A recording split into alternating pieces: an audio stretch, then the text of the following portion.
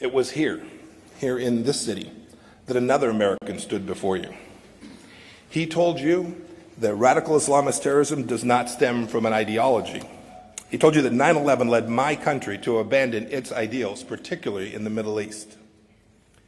He told you that the United States and the Muslim world needed, quote, a new beginning, end of quote. The results of these misjudgments have been dire. America's reluctance, our reluctance to wield our influence kept us silent as the people of Iran rose up against the mullahs in Tehran in the Green Revolution. The Ayatollahs and their henchmen murdered, jailed, and intimidated freedom-loving Iranians. And they wrongly blamed America for this unrest when it was their own tyranny that had fueled it.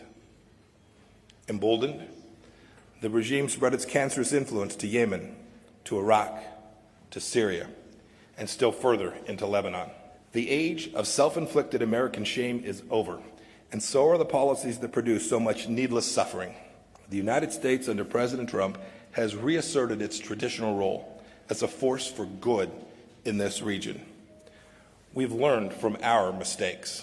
Nations are rallying to our side to confront the regime like never before.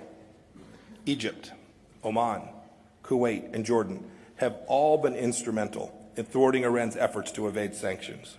Saudi Arabia, too, has worked with us to counter Iranian expansion and regional influence. We, the United States, commend each of these efforts. We're also seeing remarkable change. New bonds are taking root that were unimaginable until very recently.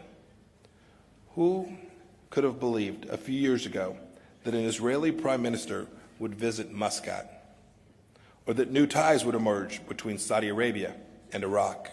I also applaud President Sisi's efforts to promote religious freedom, which stands as an example for all leaders and all peoples of the Middle East. America will not retreat until the terror fight is over.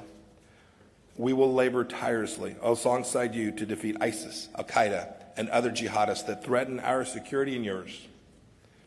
President Trump has made the decision to bring our troops home from Syria. We always do, and now is the time. But this isn't a change of mission.